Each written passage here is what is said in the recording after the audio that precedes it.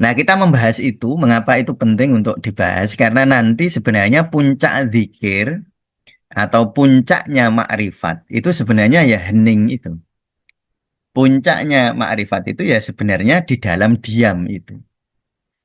Puncaknya makrifat itu sebenarnya ya di dalam suwung, di dalam kosong. Jadi kalau orang itu ingin dicintai Allah, dirahmati Allah, syaratnya ya hening. Syaratnya ya suwung, syaratnya ya fana, syaratnya ya diam. Jadi asumtu keheningan itu atau kesuwungan itu atau diam itu min adabil hadrati adalah adab-adab kehadiran. Jadi kalau orang kepingin beradab kepada Allah, maka dia harus diam. Tujuan utamanya itu kan zikir nafas fana.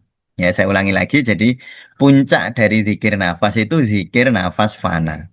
Nah, kalau di sini wa khosya'atil aswatu lirrahmani fala tasma'u illa hamsa. Wa khosya'atil dan tunduklah al aswatu semua suara. Oh, lirrahmani karena zat ar-Rahman, karena Allah yang Maha Pengasih. Jadi di hadapan Allah yang Maha Pengasih, suara itu tunduk semua. Kudu diem, harus hening. Itu ngomong ini, ngomong itu. Itu namanya saya hening secara syariat, tetapi belum hening secara hakikat. Ya, saya sudah hening secara syariat, tetapi belum hening secara hakikat.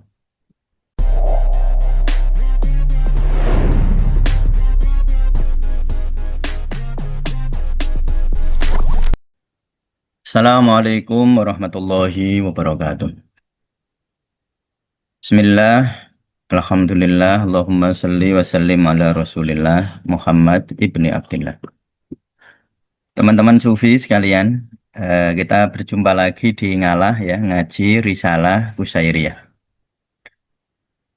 Kali ini kita akan membahas ya sebuah bahasan yang ada di dalam kitab Risalah Qusairiyah. Kita membahas tentang keheningan ya, tentang diam atau hening ya, itu dua bahasa yang eh, dua bahasa yang sama sebenarnya antara hening dan diam. Diam itu sering dimaknani diam dari gerak itu diam ya. Kalau dari suara namanya hening. Ya, makanya kalau di bahasa Indonesia memang diam itu bisa dimaknani diam secara secara pendengar suara ya. Diam secara suara jadi tidak ada suara gitu namanya diam. Tapi diam juga bisa dimaknani dari gerak. Ya. Jadi tidak bergerak itu juga diam.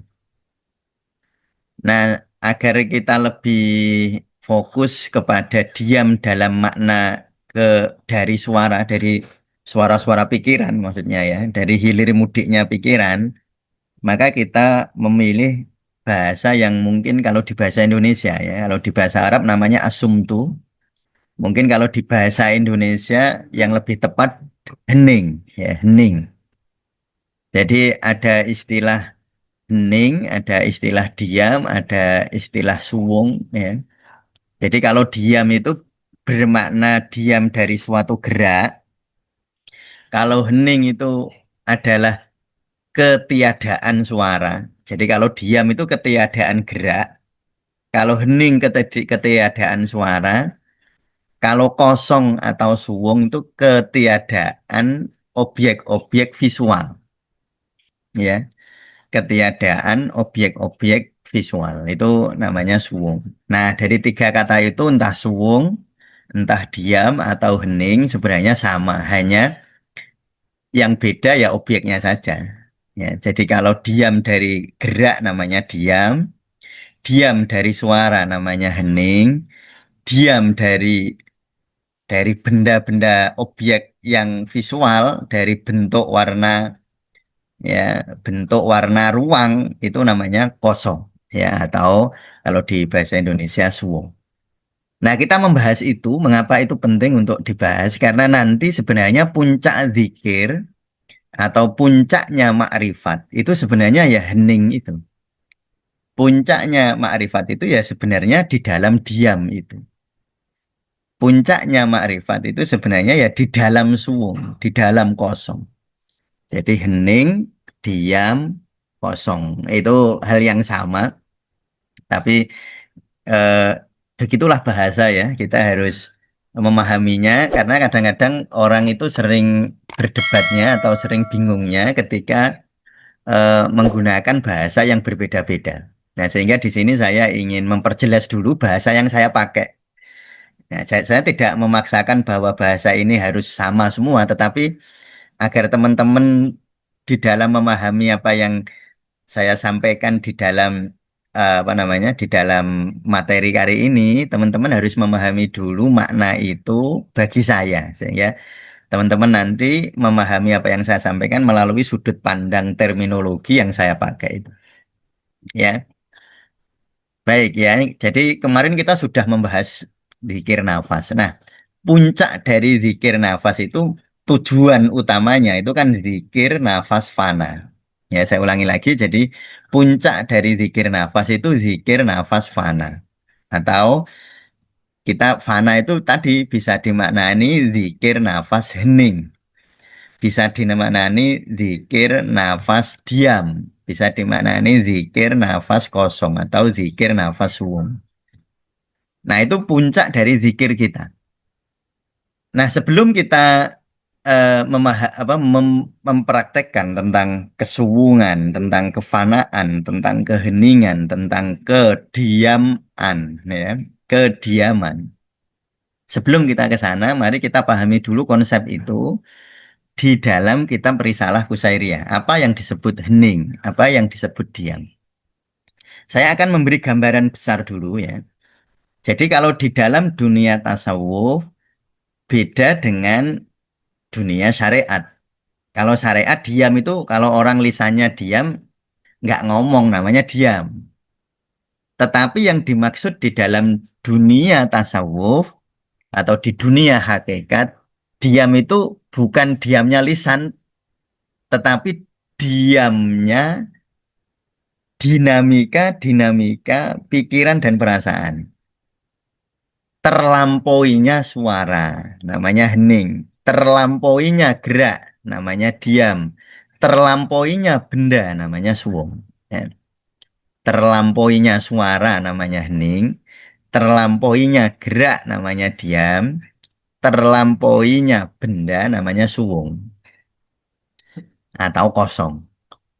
Nah, itu ya. Jadi eh, nanti ketika kita akan melihat gambaran besar ini dan nanti memang dua-duanya benar di dalam dimensinya masing-masing. Ya kalau secara syariat, secara zahiriyah, secara lahiriah ya diam ya nggak bicara itu namanya diam. Tetapi pertanyaannya mungkin kita nggak bicara, tapi kan pikiran kita bicara terus. Itu ya berarti diam secara syariat, tetapi belum diam secara hakikat. Gitu.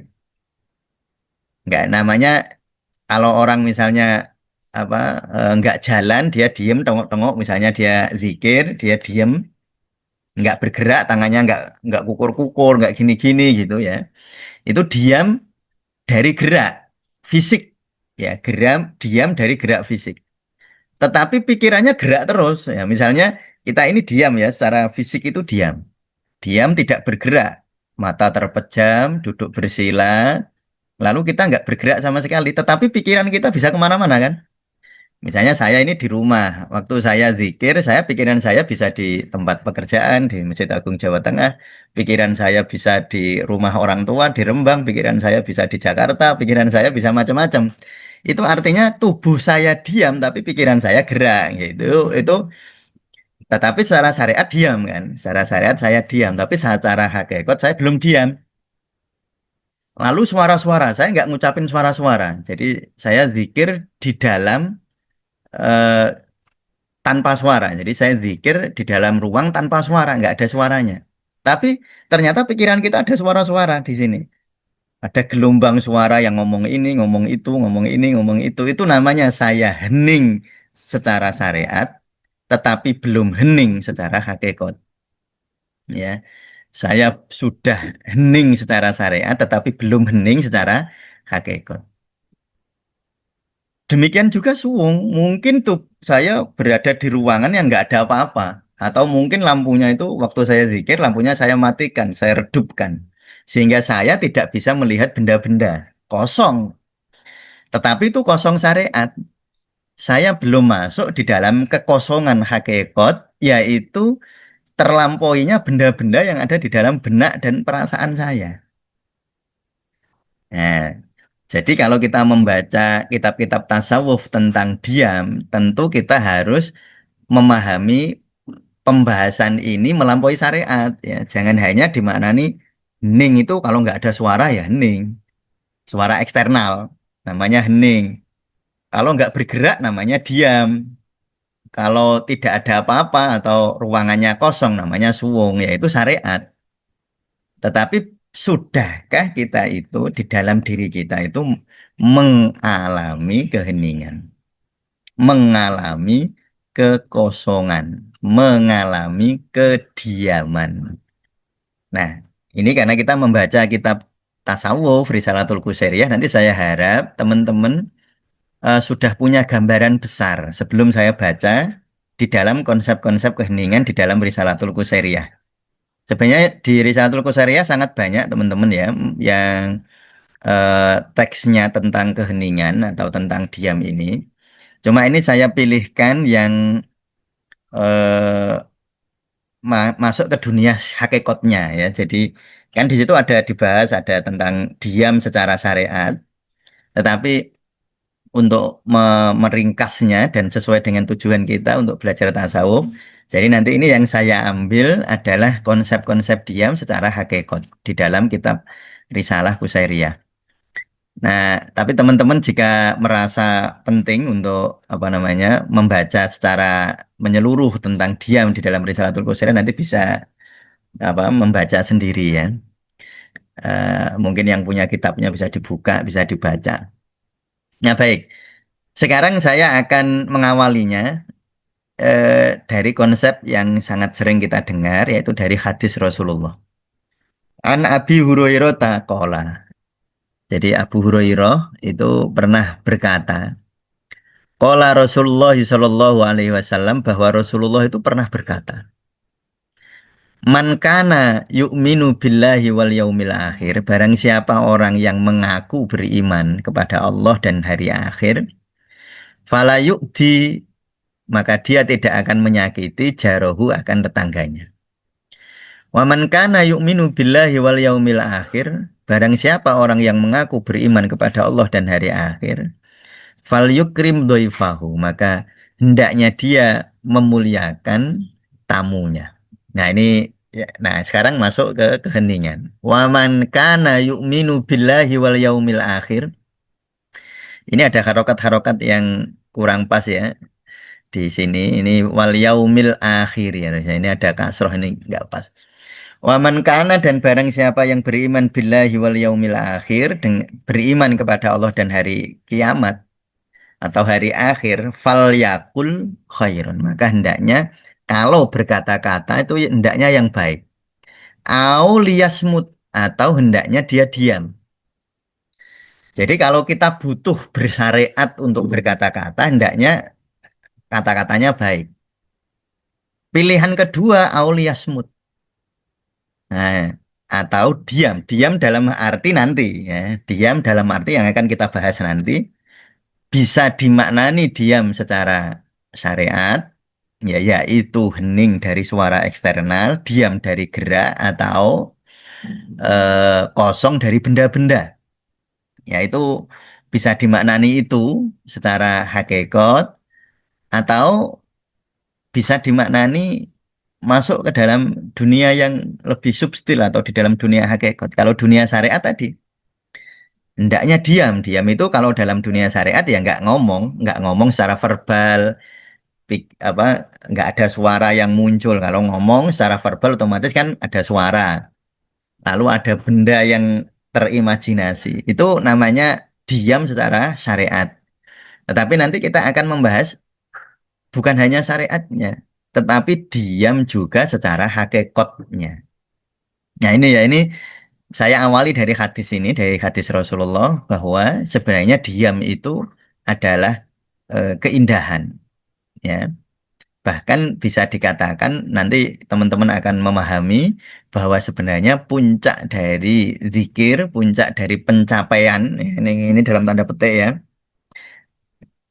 puncak dari pencapaian perjalanan spiritual adalah puncaknya adalah keheningan atau kefanaan. Nah itu. Ya baik, ini saya sudah sampaikan hadis begitu. Nah sekarang apa Imam Qushairi ya, kitab Risalatul Qusairiyah itu yang nulis namanya Imam Qushairi. Mungkin ada teman-teman yang baru mengikuti pengajian atau apa pembahasan di dalam kitab Risalatul Qusairiyah ini ya. Jadi perlu dipahami Risalah Qusairiyah itu ditulis oleh seorang imam besar ya, seorang ahli tasawuf namanya Imam Qushairi. Imam Qushairi berkata, asumtu, diam, hening, suwung. Jadi maknanya gitu ya. Jadi saya harap teman-teman memaknainya begitu. Jadi asumtu keheningan itu atau kesuwungan itu atau diam itu min ada bil hadrati adalah adab-adab kehadiran. Jadi kalau orang kepingin beradab kepada Allah, maka dia harus diam. Kalau kita ingin menghadirkan Allah kan diam. Misalnya contohnya begini. Ini contoh saja, misalnya teman-teman berada di sebuah ruangan, lalu tiba-tiba apa ruangan pertemuan, tiba-tiba yang punya rumah, misalnya wali kota masuk. Kira-kira kita ngomong apa diam? Ya, ketika teman-teman misalnya atau contoh yang lebih tegas lagi misalnya, teman-teman berada di sebuah ruangan di Istana Negara. Nah, Pak Presidennya belum masuk. Pak Presidennya belum masuk. Lalu kita mungkin masih ngomong sama sebelah-sebelah kita ya. eh, Mungkin ada tamu dari Jayapura, ada tamu dari Aceh, ada tamu dari mana, mungkin kita ngobrol itu sebelah-sebelah kita ngobrol. Tapi ketika presiden sudah mulai masuk, kira-kira kita ngobrol apa diam? Itu ya. Nah, kan berarti kita pastinya kita akan diam. Jadi diam itu sebenarnya adab kehadiran. Kalau kita ingin bahwa Allah itu hadir, Allah selalu hadir. Kalau kita ingin menyadari kehadiran Allah, kita harus diam. Kita harus suwung, kita harus fana, kita harus hening. Ya, jadi bisa dimaknani begitu. Jadi hening, suwung, apa namanya diam. Itu konsep kefanaan. Nah, itu sebenarnya adalah adab al-hadrat. Min adabil hadrat adalah tata krama kehadiran. Jadi kalau kita ingin ingin bahwa kita selalu sadar akan Allah, kita sadar akan ketak terbatasan, kita sadar akan kemahaluasan Allah, syaratnya kita diam. Nah, sehingga zikir nafas yang dipraktekkan di tasawuf Indonesia itu sebenarnya menuju ke sana. Jadi bimbingan untuk menuju, jadi ada zikir nafas jasadiyah, lalu naik ke zikir nafas kolbiyah, lalu naik ke zikir nafas nafsiyah, lalu naik ke zikir nafas ruhiyah, lalu naik ke zikir nafas fana. Itu sebenarnya ya untuk ini, agar kita menyadari kehadiran Allah. Karena asumtu min adabil hadrati. Ya. Qala Allah Ta'ala, ini Allah dawuh, wa idza quri'al Qur'anu fastami'u lahu wa ansitu la'allakum turhamun. Wa idza quri'al Qur'anu, ketika dibacakan Al-Qur'an, fastami'u, maka dengarkanlah dengan sungguh-sungguh. Orang mendengarkan dengan sungguh-sungguh itu harus hening. Kalau nggak hening nggak bisa dengerin. Nah contoh, ini contoh. Orang kalau di dalam benaknya ini hilir mudik suara, misalnya orang itu lagi mikirin eh, kata-kata istrinya, kata-kata suaminya, atau kata-kata gurunya, atau kata-kata atasannya, itu di sini hilir mudik.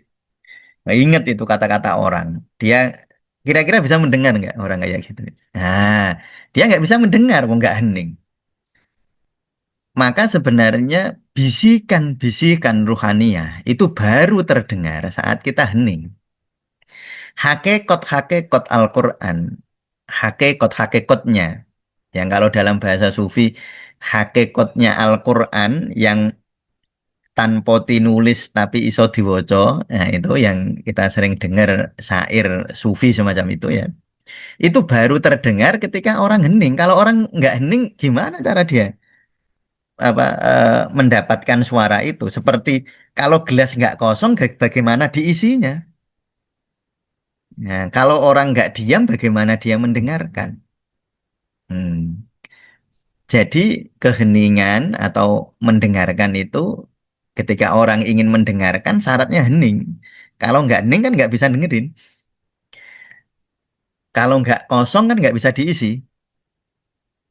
Nah sehingga wa iza quri al-Qur'anu fastami'u.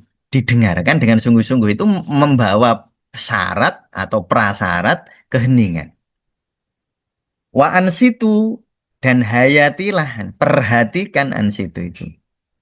Nah, perhatikan pakai hati, bukan hanya pakai ini. Kalau di sini nanti nggak sulit suwung, sulit hening. Kalau pikiran itu kan sulit sulit hening apa atau bahkan tidak mungkin hening. Karena pikiran itu selalu hilir mudik, dia bersifat dualitas. Sehingga di sini Allah berfirman, wa idza quri'al Qur'anu fastami'u lahu wa ansitu la'allakum turhamun, maka engkau akan dirahmati. Jadi kalau orang itu ingin dicintai Allah, dirahmati Allah, syaratnya ya hening. Syaratnya ya suwung, syaratnya ya fana, syaratnya ya diam. Fastamiu, karena kalau fastamiu itu beda dengan fasmau ya. Kalau fasmau itu dengarkan, tapi kalau fastamiu dengarkan dengan seluruh kesungguhan kita. Jadi kalau ya, isma'u itu dengerin gitu, itu dengerin ya dengerin aja gitu, dengerin secara syariat gitu aja.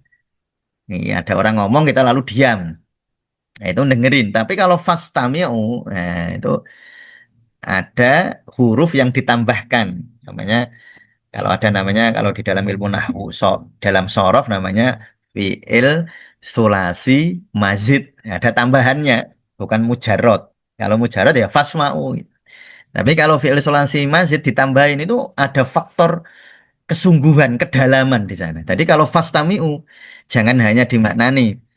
Ini kan kalau saya menuliskan hendaknya engkau dengarkan itu enggak kurang kurang dalam sebenarnya. Sebenarnya kalau dimaknani secara lebih tepat, hendaknya engkau mendengarkan dengan kesungguhan lahir batin. Nah, sebenarnya begitu ya. Hendaknya engkau dengarkan dengan kesungguhan lahir batinmu, maka engkau akan dirahmati. Harusnya begitu itu. Ya, cuma ini di sini saya hanya nulis gitu, ya. Ya, tapi sebenarnya kurang pas ya. Jadi pasnya itu engkau dengarkan dengan kesungguhan lahir batinmu. Itu namanya fastamiu.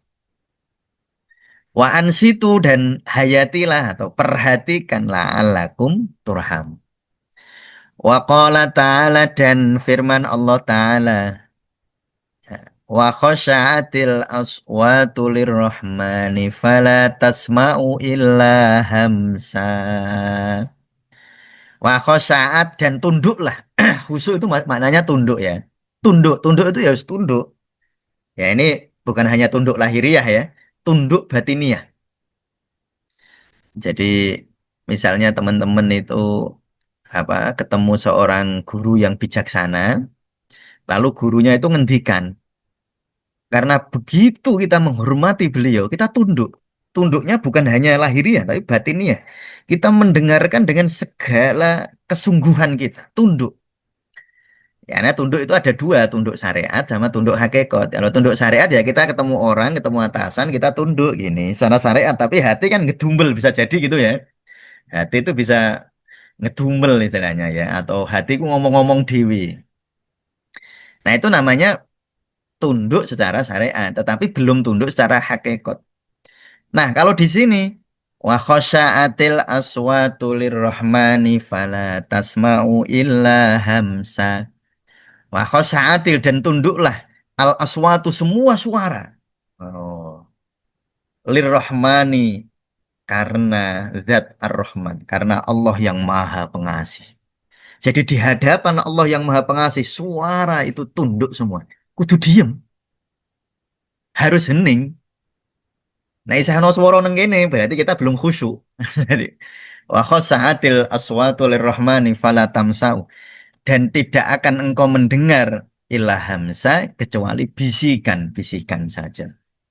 Ya hanya kilasan-kilasan sederhana gitu karena memang sifat pikiran itu ya memang nggak bisa diem 100%. Jadi ini ya, jadi ini dua ayat Al-Quran, yaitu surat Al-A'raf ayat 204 dan surat Toha 108 ini menjelaskan kepada kita semua bahwa adab adab ketika seseorang itu ingin berada di dalam hadirat Tuhannya. Nah, di dalam kehadiran keilahian, adabnya diam.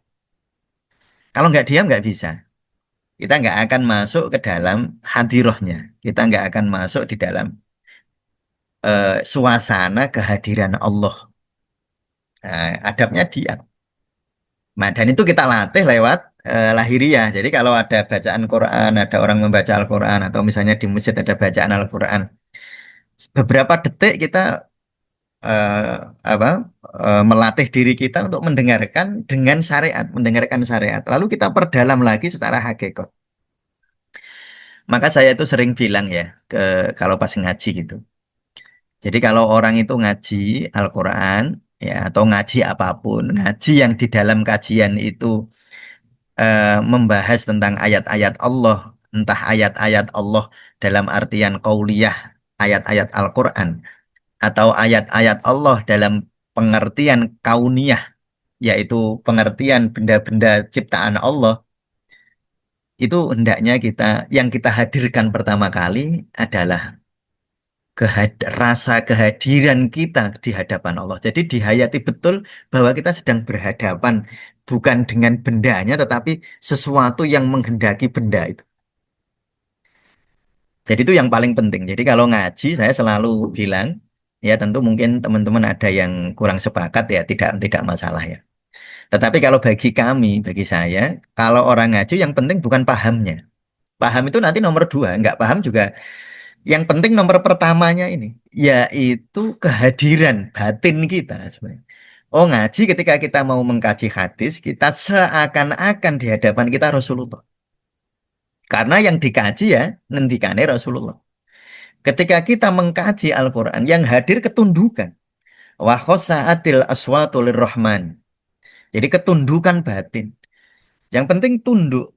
Nah, nanti masalah masalah paham atau enggak itu kan tergantung kualitas pendidikannya di masa lalu. Misalnya kalau orang misalnya dari kecilnya memang dikehendaki Allah hidup di dalam dunia pesantren, ya dia paham tentang konsep-konsep terminologi tafsir. Tapi mungkin bagi teman-teman yang tidak eh, tidak berada di dalam lingkungan pesantren sejak kecil, bahkan mungkin membaca tulisan-tulisan Arab itu baru tahu akhir-akhir ini, tentu tidak bisa dipaksakan untuk paham. Tetapi semua orang, ya sekali lagi, tetapi semua orang punya kesempatan yang sama untuk hadir di hadapan Allah. Maka yang paling penting adalah rasa kehadiran itu, ya, bukan pemahaman. Itu itu selalu saya tekankan ya. Jadi naik ngaji itu tujuanmu jangan paham. Kalau paham itu tujuan kedua lah. Tujuan pertama itu kamu bisa nggak ketika ayat Al-Quran dibaca lalu kita menghayati betul kita sedang berdialog dengan Allah. Ketika kita melihat semesta, ketika kita melihat gunung, ketika kita melihat laut, ketika kita merasakan kehadiran angin, ketika kita membau-bau wangi-wangian, ketika kita merasakan sejuknya udara, kita bisa nggak merasakan itu, merasakan kehadiran Allah di sana. Nah itu sebenarnya yang paling pokok. Yang paling pokok di situ. Nah, masalah paham secara intelektual ya itu tadi tergantung kualitas masing-masing gitu. Nah itu ya. Jadi min adabil hadrati itu al-sumtu. Jadi adab-adab ketika kita hadir di dalam apa namanya dimensi keilahian itu adabnya adalah dia. Kalau membaca Al-Quran, kalau membaca hadis, yang kita hadirkan adalah keheningan. Yang kita hadirkan adalah diamnya kita. Yang kita hadirkan adalah suwungnya, adalah fananya kita. Nah, itu ya, itu untuk hari ini. Nanti kita akan bahas, masih ada 2 slide, kita akan bahas di minggu depan ya. Semoga bermanfaat. Terima kasih atas kehadirannya. Terima kasih sudah menyimak. Semoga menjadi apa keberkahan bagi kita semua. Ya, cukup sekian. Wassalamualaikum warahmatullahi wabarakatuh.